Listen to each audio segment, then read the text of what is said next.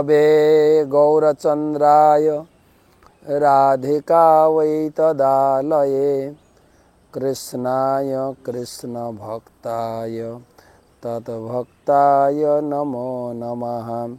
यद्दैतं ब्रह्मोपनिषदि तदपश्यतनुभा ज अन्तान्तर्जामि पुरुष इति सोऽसांस विभवम् षडैश्चर्यपूर्ण ज इह भगवान् स स्वयमयं न चैतन्यात् कृष्णात् जगति परतत्यं परमिह अनर्पितचरिं चिरात् करुणया अवतीर्ण कलौ समर्पयितुमुन्नत उज्ज्वलरसं सभक्तिश्रियं हरिपुरटसुन्दरद्युति कदम्ब सन्दीपितः सदा हृदयकन्दरे स्फुरतु वशचिनन्दनम्। राधा कृष्ण प्रणय विकृतिर्ह्लादिन शक्तिरस्मा दिकात्मत्नावपि भुवि पुरा देहभेदौ गतौ तौ चैतन्याख्यं प्रकटमधुना तद्वयं चैकमाप्तं राधा भावदुतिसुबलितं नौमि कृष्णस्वरूपम्। श्रीराधया प्रणय महिमा कीदृशवानैवा सद्यो जनाद्भुतमधुरिमा कीदृशवा मदीय सौखाञ्जस्य मदनुभवत कीदृशं वेति लोभा तद्भावाढ्य समजनि शचिगर्भसिन्धो हरिन्दु। जय श्री कृष्ण चैतन्य प्रभु नित्यानंद श्री अद्वैत गदाधर श्रीवासदि श्री गौर भक्तबिंद। हरे कृष्णा कृष्ण कृष्ण हरे हरे हरे राम राम राम हरे हरे। वंदे अहं श्रीगुरो श्रीयुतपदकमलं श्रीगुरून् वैष्णवांश्च श्रीरूपं साग्रजातं सहगण रघुनाथान्वितं तं सजीवं साद्वैतं सावधूतं परिजनसहितं कृष्णचैतन्यदेवं श्रीराधाकृष्णपादान् सहगण ललिता श्रीविशाखान्वितांश्च नमो ॐ विष्णुपादाय कृष्णप्रेष्ठाय भूतले श्रीमते भक्तिवेदान्त स्वामिनिति नामिने। नमस्ते सारस्वते देवे गौरवाणी प्रचारिणे निर्विशेषशून्यवादी पाश्चात्यदेशतारिणे। सुधी सज्जन मंडली ममतामयी मातृमंडली, आज के बृहस्पतिवार गुरुवार उपलक्षे चैतन्य सुधा माधुरी सेमिनार श्री नित्यानंद तत्व निरूपण प्रसंगे चैतन्य चरितामृत महाकाव्य आदि लीला पंचम परिच्छेदेर 102 नम्बर श्लोक থেকে आलोचना करब। सकल के जानाई कृष्ण प्रीति शुभेच्छा अभिनंदन एवं गुरुदेवेर कृपा आशीर्वाद प्रार्थनाय तार चरणे प्रणाम निवेदन करी। नमो ओं विष्णुपादाय कृष्ण प्रेष्ठाय भूतले श्रीमते जयपताका स्वामिनिति नामिने। नमो आचार्यपादाय निताय कृपा प्रदायिने गौरकथा धामदाय नगर ग्राम तारिणे। नित्यानंद प्रभुर सम्पर्के कविराज गोस्वामी ग्रंथेर शुरूते 6खाना श्लोके तिनी बोलेছেন शंकर सनक कारणदोक्षाई गर्भदोक्षाई च पयोधिसाई शेषस्थ जस्सांस कलास नित्यानंद रामम नित्यानंदाख्य राम शरणं ममास्तु। मायातीतव्यापी वैकुंठलोके पूर्णैश्वर्यैषि चतुर्भुः मध्ये रूपम जस्सद भाति संकर्षणाख्यम तं श्री नित्यानंद रामं प्रपद्ये। मायार भर्ता जंड संघाश्रयांग शेते साक्षात् कारणम्बधि मध्ये जस्सैकं श्री पुमानादिदेवं तं श्री नित्यानंद रामं प्रपद्ये। जस्सां संसशील गर्वदोकसाई जन्न भव्यं लोक संघातनालं लोक स्रष्टुं श्रुतिका धाम धातु तं श्री नित्यानंद रामं प्रपद्ये। जस्सां संस परमात्मखिलानं पष्ट्या विष्णुर्भाति दुग्धाब्धिसाई कौणिर्भर्ता जत्कला सपंत तं नित्यानंद रामं प्रपद्ये। नित्यानंद प्रभु হচ্ছেন সাক্ষাৎ বলরাম এবং ভগবান কৃষ্ণের দ্বিতীয় দেহ। ভগবানের প্রথম প্রকাশ হচ্ছে বলরাম, বলরামের প্রকাশ হচ্ছেন শঙ্কর্ষণ, মহাশঙ্কর্ষণ, প্রথম চতুর্ভুজ বাসুদেব, পদ্মম্ন, অনিরুদ্ধ, শঙ্কর্ষণ, দ্বিতীয় চতুর্ভুজ বাসুদেব। সেখান থেকে কারণোদকশায়ী বিষ্ণু কারণ সমুদ্রে শয়ন করে আছে, তারপরে গর্ভোদকশায়ী বিষ্ণু, তারপরে ক্ষীরোদকশায়ী বিষ্ণু। সে নিত্যানন্দই এই জগৎকে ধারণ করে আছেন বলরাম রূপে, অনন্ত শেষ রূপে। সেই নিত্যানন্দ তথ্য তিনি জগতে এসেছিলেন চৈতন্য মহাপ্রভুর সঙ্গে। চৈতন্য মহাপ্রভু জন্মগ্রহণ বা আবির্ভাব হয়েছিলেন নবদ্বীপ মায়াপুরে, আর নিত্যানন্দ প্রভু আবির্ভূত হয়েছিলেন একাচক্র ধামে, যেটা হচ্ছে বীরভূম জেলার তারাপীঠের থেকে 9 কিলোমিটার দূরে বীরচন্দ্রপুর গ্রাম। ওখানে নিত্যানন্দপুর আদি জন্মস্থান, একাচক্র ধাম। তো শাস্ত্রে বলা হয়েছে শ্রীকৃষ্ণ চৈতন্য রাধা কৃষ্ণ নহে অন্য।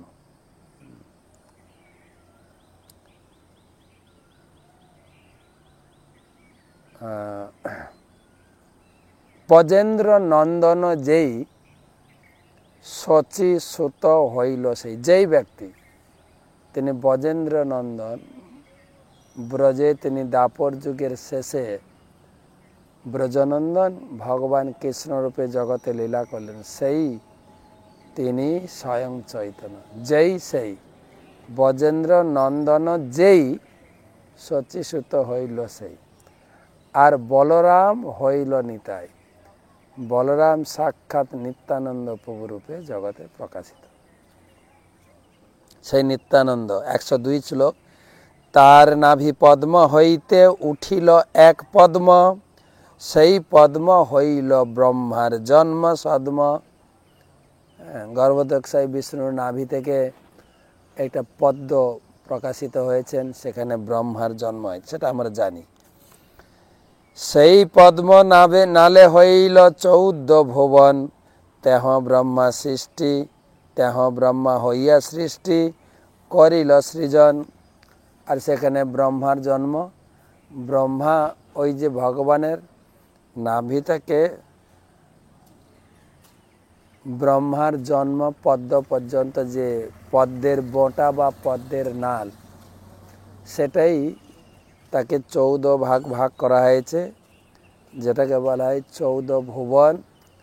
আর যেটাতে সমস্ত সৃষ্টি করে জীব ভরেছেন স্বয়ং ব্রহ্মা। বিষ্ণুরূপ হইয়া করে জগৎ পালনে, গুণাতীত বিষ্ণু স্পর্শ নাহি মায়া গুণে। ভগবান কৃষ্ণ বিষ্ণু রূপে এই জগৎ পালন করেন, আর বিষ্ণু যে ভগবান কৃষ্ণ এবং বিষ্ণু মায়া স্পর্শ করেন না।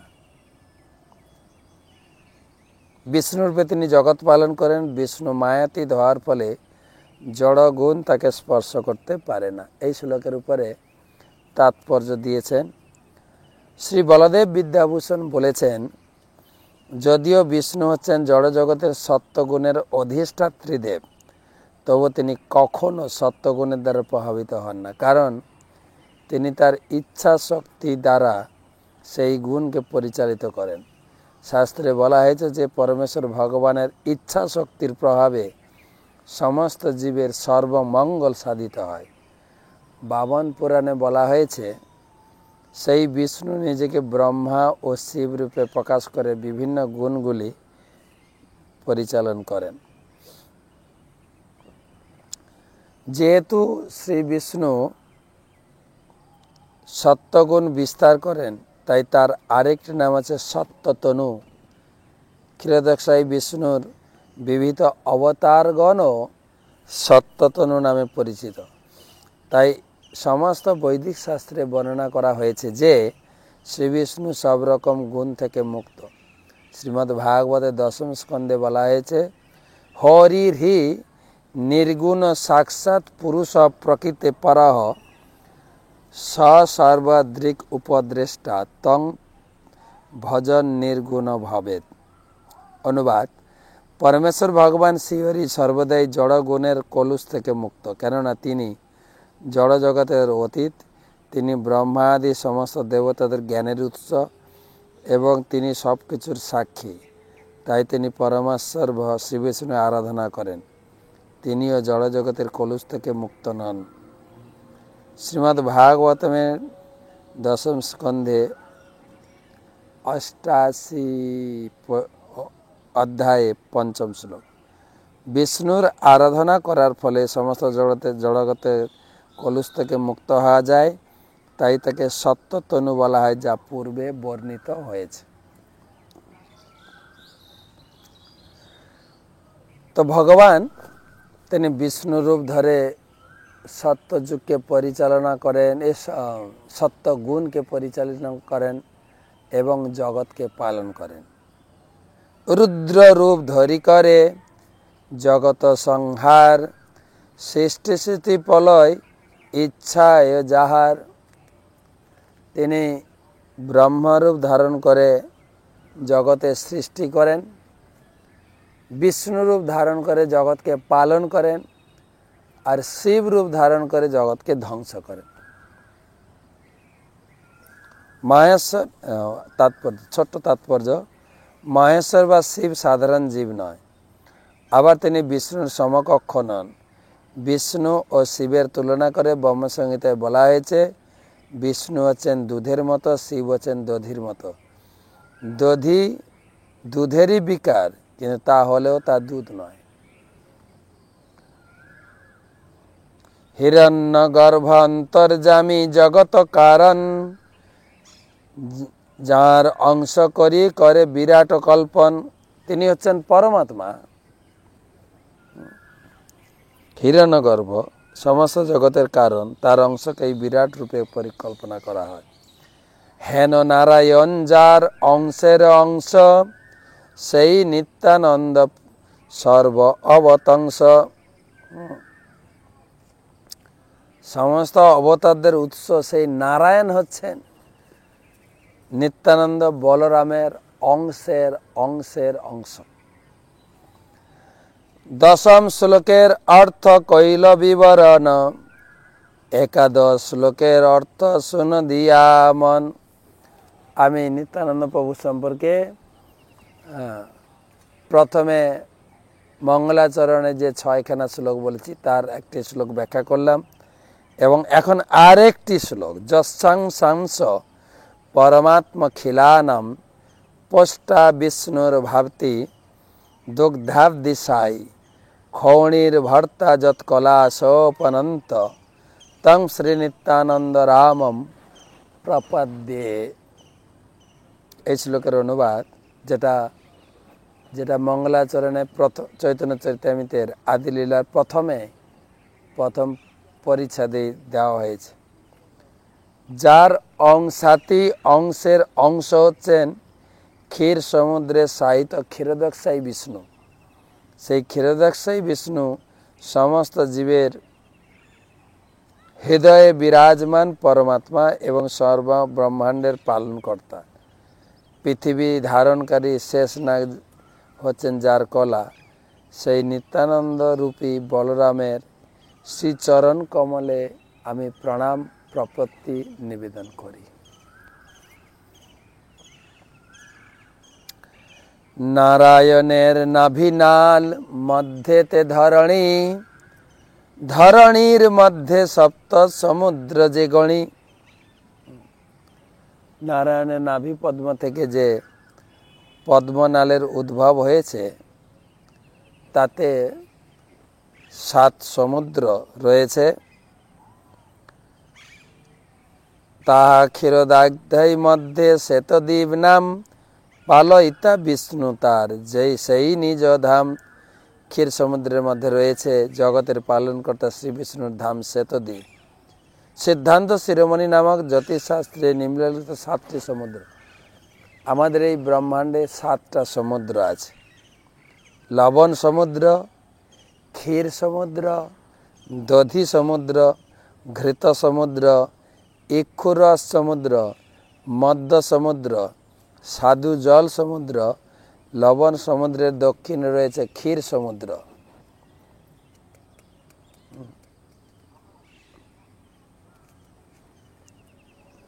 তা আমাদের সব থেকে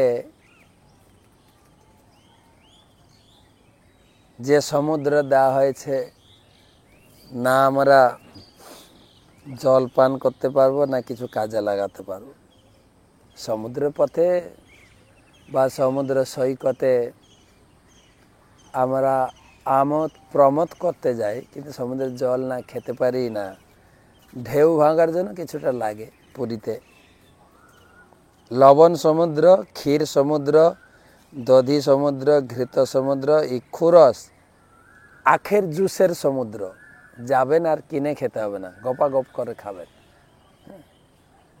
দেখেন, দইয়ের সমুদ্র, দধি সমুদ্র, ক্ষীর সমুদ্র আছে, ঘৃত সমুদ্র, আর ইক্ষুরস মানে কি বলে হিন্দিতে, গন্নে কা জুস, আখের রস। আরেকটা আছে মদ্য সমুদ্র।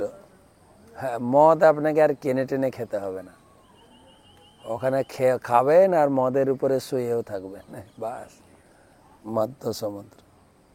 আরেকটা আছে সাধু জল, একটা মিষ্টি জলের সমুদ্র আছে, কিন্তু আমাদের কপালে লবণ জলের সমুদ্র।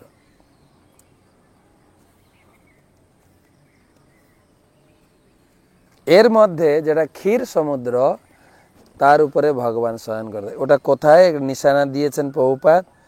লবণ সমুদ্রের দক্ষিণে রয়েছে ক্ষীর সমুদ্র, যেখানে ব্রহ্মাদি দেবতাদের দ্বারা পূজিত হয়ে ক্ষীরোদকশায়ী বিষ্ণু তিনি প্রকাশ করেন বা দর্শন দেন। ক্ষীর সমুদ্র সবার সামনে দর্শন দেন, যখন দেবতারা গিয়ে প্রার্থনা করবেন তখন। সকল জীবের তিহ হয়ে অন্তর্যামী, জগৎ পালক তিহ জগতের স্বামী। এই ক্ষীরোদকশায়ী বিষ্ণু হচ্ছেন সমস্ত জীবের পরমাত্মা, জগৎ পালন করেন এবং তিনি হচ্ছেন জগৎপতি। তাৎপর্য: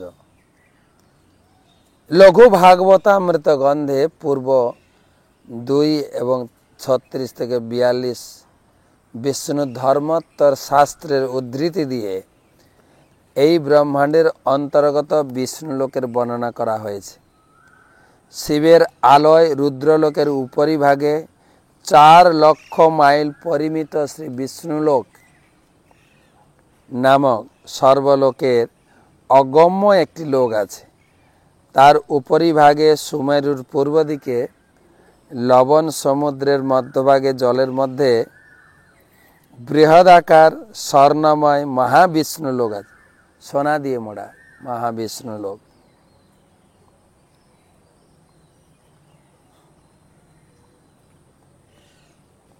শিবের রুদ্রলোকের 4 লক্ষ মাইল পরিমিত, রুদ্রলোকের উপরিভাগে,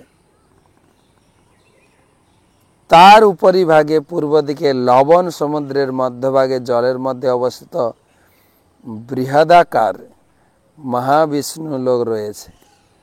শ্রী বিষ্ণুকে দর্শন করার জন্য ব্রহ্মা এবং অন্যান্য দেবতারা মধ্যে মধ্যে সেখানে যান। এই লোকে জনার্দন বিষ্ণু লক্ষ্মীর সঙ্গে শেষ সজ্জায় বর্ষার 4 মাস নিদ্রিত থাকে। সুমেরুর পূর্ব দিকে ক্ষীর সমুদ্রের মধ্যে শুভ্র বর্ণা অন্নপুরী আছে, তাতে ভগবান শ্রী বিষ্ণুর লক্ষ্মীর সঙ্গে শেষাসনে উপবেশন করে বিরাজ করেন। সেখানেও প্রভু বর্ষার 4 মাস নিদ্রা সুখে উপভোগ করেন। তারই দক্ষিণ দিকে ক্ষীর সমুদ্রের মধ্যে 2 লক্ষ মাইল পরিমিত শ্বেতদ্বীপ নামক বিখ্যাত পরম সুন্দর একটি দ্বীপ আছে। ব্রহ্মাণ্ড পুরাণ, বিষ্ণু পুরাণ, মহাভারত, পদ্মপুরাণ আদি শাস্ত্রে শ্বেতদ্বীপের বর্ণনা রয়েছে। শ্রীমদ্ ভাগবতেও বর্ণনা পাওয়া যায়। শ্বেত দ্বীপপতৌ চিত্যম শুদ্ধে ধর্মময়ে ময়ি ধারয়ন সততম জাতি ষড়্মিরহিত নরঃ। ভগবান বলছে, হে উদ্ধব, তোমার জানা উচিত শ্বেতদ্বীপে আমার বিষ্ণুরূপ আমার থেকে অভিন্ন। শ্বেতদ্বীপে আমার বিষ্ণুরূপ আমার থেকে অভিন্ন। কেউ যদি শ্বেতদ্বীপ পতিকে তার হৃদয়ে ধারণ করেন, তাহলে তিনি ক্ষুধা, তৃষ্ণা, জন্ম, মৃত্যু, শোক ও মোহ এই 6টি দুঃখ দুর্দশা থেকে মুক্ত হন। এভাবেই তিনি তার চিন্ময় স্বরূপ প্রাপ্ত হতে পারেন। যুগমন্বন্তরে ধরি নানায় অবতার ধর্ম সংস্থাপন করে অধর্ম সংহার। যুগে যুগে ভগবান মন্বন্তরে অধর্ম সংহার করে ধর্ম সংস্থাপন করার জন্য তিনি যুগে যুগে বিভিন্ন অবতার আসেন। তাৎপর্য, অধর্মের বিনাশ করে ধর্ম সংস্থাপন করার জন্য ক্ষীরোদকশায়ী বিষ্ণু বিভিন্ন রূপে অবতরণ করেন প্রত্যেক মন্বন্তরে। এক একজন মনুর আয়ুষ্কাল হচ্ছে 71 চতুর্যুগ। 1 চতুর্যুগ মানে কলিযুগের আয়ু 4,32,000 বছর। দ্বাপর যুগের আয়ু এর ডবল, 8,64,000। ত্রেতা যুগের 3 গুণ, কলিযুগের 3 গুণ, 12,96,000 বছর। আর সত্যযুগ হচ্ছে কলিযুগের 4 গুণ। এই 4টাকে একসঙ্গে যোগ করলে যে সংখ্যা দাঁড়ায় 43,20,000 বছর। একটা চতুর্যুগের আয়। এরকম 71 চতুর্যুগ গেলে এক মন্বন্তর, আর প্রতি মন্বন্তরে ভগবান আসেন। দেবগণে না পায় যাহার দর্শন ক্ষীরোদক তীরে যাই করেন স্তবন। দেবতারাও ভগবানকে দেখতে পায় না।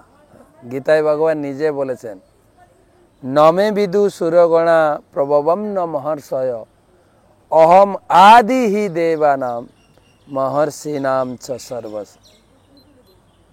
আমাকে দেবতা ঋষিরা দর্শন করতেও পারে না, জানতেও পারে না, কেননা আমি সবার আদি উৎস। তো এখানেও বলছেন, দেবগণ না পায় যাহার দর্শন ক্ষীরোদক তীরে যাই করেন। দেবতারা সরাসর ভগবানকে দর্শন করতে পারে না, তাই ক্ষীর সমুদ্রে গিয়ে প্রার্থনা স্তুতি তাদের অর্ঘ্য নিবেদন করেন। স্বর্গের দেবতারাও শ্বেতদ্বীপে শ্রী বিষ্ণুকে দর্শন করতে পারেন না, সেই শ্বেতদ্বীপে গমন করতে অক্ষম হয়ে তারা ক্ষীর সমুদ্রের তীরে গিয়ে বিশেষ প্রয়োজনে তাকে অবতরণ করার জন্য আবেদন করে তার স্তব করেন। তবে অবতরি করে জগৎ পালন, অনন্ত বৈভব তার নাহি কো গণন। তিনি জগৎ পালন করার জন্য অবতরণ করেন, তার অনন্ত বৈভব কখনো নিরূপণ করা যায় না।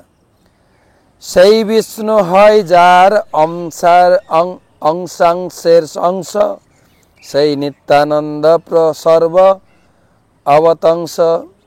সেই বিষ্ণু, যে ক্ষীরোদকশায়ী বিষ্ণুর এত মহিমা কীর্তন করা হচ্ছে, সেই ক্ষীরোদকশায়ী বিষ্ণু হচ্ছেন শ্রী নিত্যানন্দের অংশের অংশের অংশের অংশ।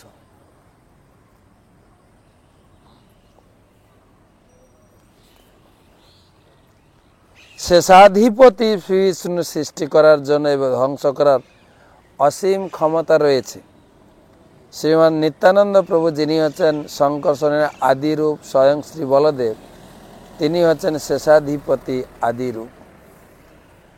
সেই বিষ্ণু শেষ রূপে ধরেন ধরণী, যার কাছে মহিষিরে হেন নাহি জানি। সেই যে অংশের অংশ বিষ্ণু, তিনি অনন্ত রূপে তার শিরে এই ব্রহ্মাণ্ডকে ধারণ করছেন। তো তার মাথায় এই ব্রহ্মাণ্ড চাপানো আছে না, তিনি কিরকম ধারণ করছেন না হেন নাহি জানে। যেরকম আপনার মাথায় যদি একটা সর্ষে রাখা হয়, আপনার খুব ভারী লাগবে তো নাকি? আপনার কিছু মনেই হবে না কিছু আছে বলে। ঠিক সেরকম নিত্যানন্দের অংশের অংশের অংশের অনন্ত সাই তিনি মাথায় ব্রহ্মাণ্ড ধারণ করেছে, যেন একটা সর্ষে মাথায় আছে। আর সেই জন্য কোনো বিল্ডিং বানাতে হলে, সেই জন্য কোনো মন্দির বানাতে হলে, বিশেষ করে মন্দিরের যত বিল্ডিং শেষনাগকে স্থাপন করে তিনি ধারণ করবেন, যেটাকে বলে ফাউন্ডেশন স্টোন, যেটাকে বলা হয় ভূমি পূজন, বা আর এটা কি নাম আছে যদি মনে পড়ে বলবো। সহস্র বিস্তীর্ণ যার ফনার মণ্ডল, সূর্য যিনি মণিগণ করে ঝলমল। তিনি শেষনাগ রূপে অনেক ফনা বিস্তার করছেন, ফনার উপরে মণি আছে, সেই মণিগুলো যেন এক একটা সূর্যের মতো জ্যোতির্ময়। 50 কোটি যোজন পৃথিবী বিস্তার, যার এক ফনে রহে সর্প আকার। যে কথা আমি বললাম সেটাই কবিরাজ গোস্বামী বলছেন। এই ব্রহ্মাণ্ডের আয়তন হচ্ছে 50 কোটি যোজন। 1 যোজন মানে 8 মাইল, 1 মাইল মানে 1.5 কিলোমিটারের একটু বেশি। তাহলে 50 কোটি যোজন এই ব্রহ্মাণ্ডের আয়তন কত। কিন্তু সেই শেষনাগের মাথায় রয়েছে কিরকম একটি সর্ষের দানার মতো বিরাজ করে, যার এক ফনে রয়ে সর্ষপ আকার, সর্ষের দানার মতো। এই শ্লোকের তাৎপর্য দিয়েছেন প্রভুপাদ।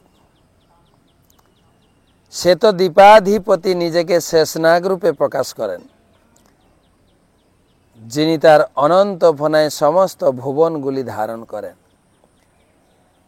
সেই সমস্ত একটি বিশাল ভুবন, যার মাথায় একটি সর্ষের দানার মতো বিরাজ করে।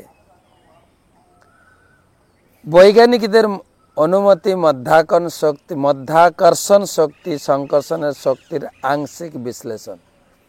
এই যে মধ্যাকর্ষণ শক্তি, সেটা হচ্ছে এই সংকর্ষণ বা শেষনাগের শক্তির প্রকাশ। সংকর্ষণ নামটির সঙ্গে মধ্যাকর্ষণের নামগত সম্পর্ক রয়েছে। শ্রীমদ্ ভাগবতে পঞ্চম স্কন্ধে সপ্তদশ অধ্যায় ১বিংশতি শ্লোকে শেষনাগের উল্লেখ করে বলা হয়েছে, যমাহরস্যতি জন্ম সংযমম ত্রিভি বিহীনম যম অনন্তম নিশয় নবেদ সিদ্ধার্থমিব কচিৎ স্থিতম ভুব ভূমণ্ডলম মূর্ধনম সহস্রধামসু।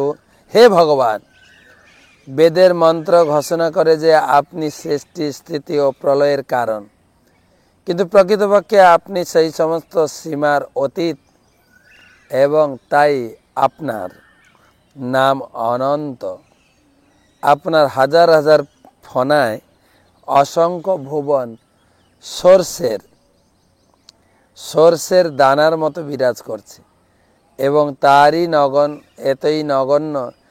এতই নগণ্য যে তাদের ভার পর্যন্ত আপনি অনুভব করতে পারেন না। পঞ্চম স্কন্ধে পঞ্চবিংশতি অধ্যায়ে ২য় শ্লোক। যস্যেদং ক্ষিতিমণ্ডলং ভগবতনন্তমূর্তে সহস্র শিরস একস্মিন্নেব শীর্ষণি ধ্রিয়মাণম সিদ্ধার্থৈব লক্ষ্যতে। শ্রী অনন্তদেব সহস্র সহস্র ফনা বিশিষ্ট। তার প্রতিটি ফনাতে রয়েছে এক একটি ক্ষিতিমণ্ডল, যেগুলি সর্ষের দানার মতো প্রতিভাত হয়। সেই তো অনন্ত শেষ ভক্ত অবতার, ঈশ্বরের সেবা বিনা নাহি জানে আর। সেই অনন্ত শেষ হচ্ছেন ভগবানের ভক্ত অবতার, শ্রীকৃষ্ণের সেবা ছাড়া আর কিছুই জানেন না। এই শ্লোকের উপরে টিকা বা তাৎপর্য দিয়েছেন প্রভুপাদ। শ্রী শ্রীল জীব গোস্বামী তার কৃষ্ণ সন্দর্ভে শেষনাগের বর্ণনা করে বলেছেন, শ্রী অনন্তদেব সহস্র সহস্র বদন বিশিষ্ট এবং সম্পূর্ণরূপে স্বাধীন। তিনি পরমেশ্বর ভগবানের সেবায় উন্মুখ হয়ে সর্বদা তার সম্মুখে আসেন। সংকর্ষণ হচ্ছেন বাসুদেবের প্রথম অংশ এবং যেহেতু তিনি স্বয়ং প্রকাশিত, সেহেতু তাকে বলা হয় সরাট বা সম্পূর্ণরূপে স্বাধীন। তাই তিনি অনন্ত অর্থাৎ কাল দেশ সীমারহিত। তিনি সহস্র বদন শেষ রূপেও বর্তমান। স্কন্দ পুরাণে অযোধ্যা মাহাত্ম্য অধ্যায়ে বর্ণিত হয়েছে যে সকলের সমক্ষে দেবরাজ ইন্দ্র শেষ রূপধারী সত্য প্রতিজ্ঞ লক্ষ্মণকে বলতে লাগলেন, আপনি আপনার সনাতন বিষ্ণুধামে গমন করুন, যেখানে আপনার ফণাশোভিত শেষ মূর্তি উপস্থিত আছেন। এই বলে দেবরাজ ভূভার ধারণে সমর্থ শেষরূপী লক্ষণকে পাতালে প্রেরণ করে সূর্যলোকে গমন করলেন। এই উদ্ধৃতি থেকে বোঝা যায় চতুর্ভুজের সংকর্ষণ শ্রী রামচন্দ্রের সঙ্গে লক্ষণ রূপে অবতীর্ণ করেন। শ্রী রামচন্দ্র যখন অপ্রকট হন তখন লক্ষণ শেষ, তখন লক্ষণ থেকে পৃথক হয়ে স্বীয় ধাম পাতালে গমন করেন এবং লক্ষণ বিষ্ণুধাম বৈকুণ্ঠে গমন করেন।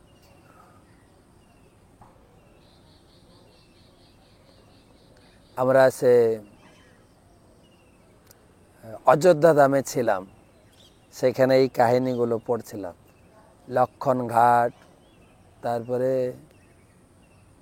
যেখানে রামচন্দ্র স্নান করে এই জগৎ ছেড়ে চলে গেলেন, সেই সরযূ নদীর তীরে সেই ঘাট, সরযূ নদীর তীরে এক জায়গায় সেই ঘাট আছে যেখানে ভগবান তিনি এই জগৎ থেকে বিদায় নিলেন। আর একটা ঘাট আছে লক্ষণ ঘাট,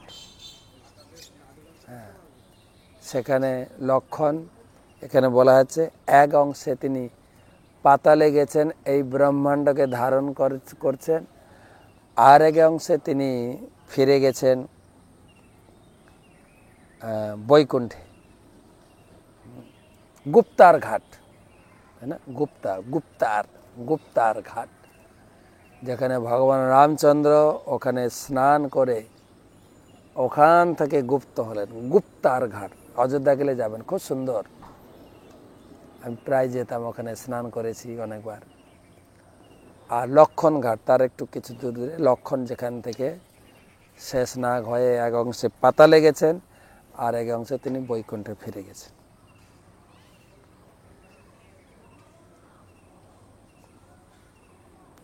ও সেটা আবার লঘু ভাগবতামৃত গ্রন্থে নিম্নলিখিত বর্ণনাটি দেওয়া হয়েছে।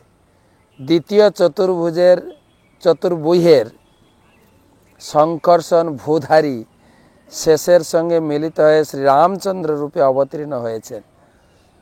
শেষের দুটি রূপ রয়েছে, একটি হচ্ছে ভূধারী, অপরটি হচ্ছে ভগবানের শয্যারূপ সেবক। যে শেষ ভূধারণ করেন তিনি হচ্ছেন সংকর্ষণের আবেশ অবতার, সেই জন্য তাকে কখনো সংকর্ষণ বলা হয়। সংকর্ষণের নামের অর্থ ভাগবতমে দেওয়া হয়েছে। বলরাম তিনি জন্মগ্রহণ করেছিলেন দেবকীর গর্ভে, কিন্তু কৃষ্ণ মাতা পার্বতীকে আদেশ করলেন, তুমি কৈলাস থেকে বৃন্দাবনে যাও, বৃন্দাবনে গিয়ে আমার মায়ের গর্ভে বলরাম রয়েছেন, সেখান থেকে নিয়ে তুমি রোহিণীর গর্ভে, যিনি গোকুলে আছেন, আমার মা তো কংসের কারাগারে জেলখানায় আছেন, রোহিণীর গর্ভে স্থাপন করো, কেন রোহিণী হচ্ছেন তার নিত্য মাতা। তো তাহলে দেবকীর গর্ভে এলেন কেন? দেবকীর গর্ভে এসেছিলেন ভগবান আসার আগে সিংহাসন তৈরি কর। তো সেই জন্য দেবকীর গর্ভ থেকে রোহিণীর গর্ভে তিনি আকর্ষিত হয়েছিলেন, সেই জন্য তার এক নাম সংকর্ষণ, বিশেষ রূপে আকর্ষিত, তাই সংকর্ষণ।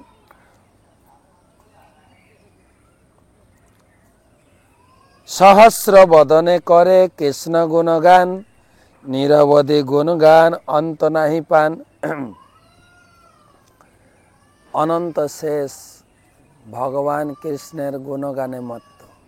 আমরা সেই অষ্টোত্তর শতনাম শ্লোকে পেয়েছি না, অনন্ত রাখিল নাম অন্ত না পাইহা।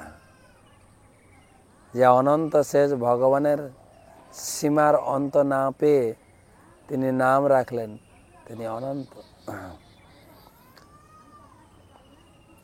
সনকাদি ভাগবত শুনে যার মুখে, ভগবানের গুণ কহে ভাসে প্রেম সুখে। সনকাদি বড় বড় আচার্য, ব্রহ্মচারী, সন্ন্যাসী, তারাও ভাগবতে ভগবানের গুণ কীর্তন শুনে প্রেমে ভাসতে থাকেন। ছত্র পাদুকা সজ্জা উপাদান বসন, আরাম আবাস যজ্ঞ সূত্র সিংহাসন। সেই নিত্যানন্দ বিভিন্ন রূপে প্রকাশিত হয়ে কৃষ্ণের সেবা করছেন। কিভাবে? ছত্র, এটাও নিত্যানন্দের প্রকাশ। পাদুকা, ভগবানের পাদুকা, নিত্যানন্দের প্রকাশ। শয্যা, সিংহাসন, আসন, বিছানা। উপাদান মানে বালিশ, বসন, কাপড়। আরাম, আবাস। যজ্ঞসূত্র মানে হচ্ছে পৈতে।